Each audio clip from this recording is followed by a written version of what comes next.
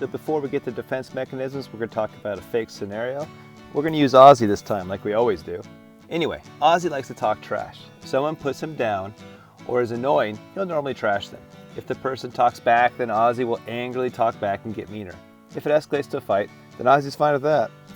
In school, if a teacher tries to remind him of what to do, Ozzie will sometimes talk back rudely. If his work confuses him, he'll call it stupid and make fun of the work or someone around him. Ozzie is mad that schoolwork is harder for him than other students. It makes him feel stupid. Sometimes the rude talkback or the teasing others results in Ozzie being sent to Student Management Office, or SMO, where he continues to act that way and sometimes gets suspended. Deep down, he'd like to change something about how things go, but he doesn't know how.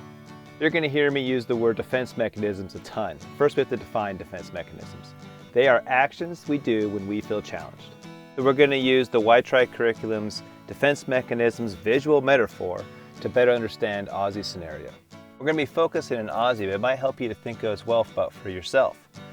How do you respond in these kind of situations? Like when you're just disrespected, when you're feeling embarrassed, when you make a mistake, when you're confronted, when you get caught or blamed? Think about that. Now let's talk specifically about Ozzie and the situations that he struggles with. Ozzie struggles when someone annoys Ozzie. He struggles when someone talks trash to Ozzie.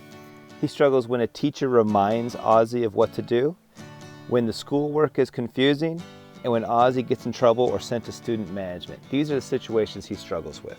When we recognize what situations Ozzie struggles with, that makes the problems predictable. When problems are predictable, we can make better plans. Time for a dad joke interruption.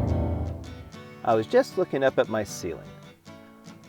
I'm not sure if it's the world's best ceiling, but it's up there. You're welcome.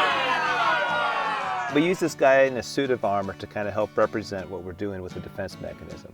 The suit of armor is trying to protect us from a feeling that we're feeling. What kind of feelings are Ozzie trying to protect? When we go back through the scenario, we'll notice that he's trying to protect feelings of being irritated, feelings of being challenged, feelings of anger, confusion, or lesser than, and also just general low self-esteem.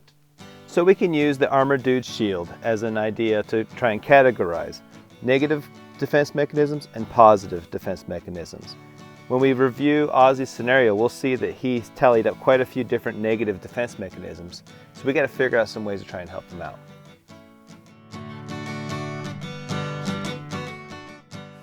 Now, positive defense mechanisms are more difficult to use, but they do give us self-respect, because when we can handle situations in ways that do not hurt ourselves and others, then we're going to be more likely to feel better about ourselves. How do we know when a defense mechanism is positive? It's when our actions are helping and not hurting ourselves and others. Okay, time for a lame dad joke interruption. My sister bet me $15 that I couldn't build a car out of spaghetti. You should have seen the look on her face as I drove pasta. Okay, so we're going to finish up by reviewing 4 steps to control our defense mechanisms. First thing we need to do is recognize the situation that's been troubling for us. We already did that when we went through the scenario. Here are some examples of the situations we came up with. And this runs right into step 2, which is to identify the situations where we can practice step 1.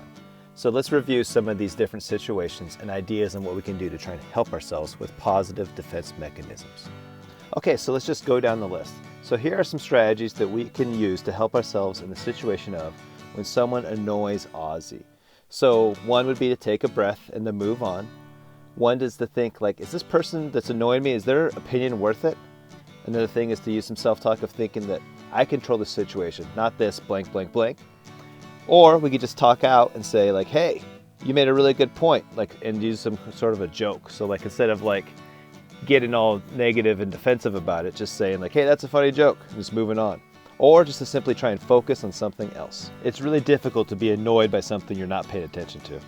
When we change the situation to when someone talks trash, maybe all the other strategies would work, but maybe we want to change that last one to focusing on a goal that matters, that fighting might get in the way of. Now, when the situation changes to when a teacher reminds Ozzie of what to do, it might change some things. Taking a breath and moving on, that's still going to be something that's worth doing. But we also might want to change our first self-talk and maybe thinking about, is this worth getting upset about? This seems like a little deal when a teacher reminds Ozzie of what to do. He also might think about how Ozzie controls the situation, not his anger. And he also might say, thanks, I'll do it the first time next time so I don't show that I need a reminder. Because remember, teachers are going to remind us just because when we show that we need that reminder. Or just continue to focus on a goal that matters, and then maybe be thinking about how rude back talk would get in the way of that goal. Okay, so when we change the situation to when schoolwork is confusing, we may alter the take a breath to take a breath and ask him help. I think thinking about little deal is still a good idea, but I think we want to change that top one by saying, I can take control by asking for help and accepting the help. We can also say, hey, how about we do the first one together, so give the teacher an idea what kind of help you might want to need, or what kind of our focus we're going to use. We're going to focus on the fact that everyone needs help sometimes. Another situation that Ozzie struggled in was when Ozzie gets in trouble or sent to student management office. So our first step might be taking a breath and thinking about the negative consequences if he gets going. He might want to change also some of that self-talk to, is this worth something getting more upset about? Am I going to care about this in 1 week or 1 month or 1 year? Probably not. Sounds like a little deal. Changing some of that self-talk at the top too. I can take control by owning what I did and accepting the consequences. Or just saying something like, hey, my bad, how can I make this right? Or just focusing on the fact that Ozzie can keep things from getting worse. He's already in trouble. He doesn't need to get in more trouble. As you can see, there are a lot of positive options. Step 3 is to not let other people control how you respond, and step 4 is to select a positive solution. We suggested some of those positive solutions. It's up to you to pick one that's going to be a choice that actually works for you. So using positive defense mechanisms, easy to say, hard to do. Sometimes it helps to first think about motivation. So possible motivation might be to impress other students, to impress family, to impress teachers, or just to earn something, maybe to earn rewards or self-confidence or respect. It might motivate you just because it's the right thing to do. And it might also motivate you because it's going to improve your opportunities. Also helps to think about what happens when we stay in control. What happens to Ozzie? He's going to earn skills. He's going to earn respect.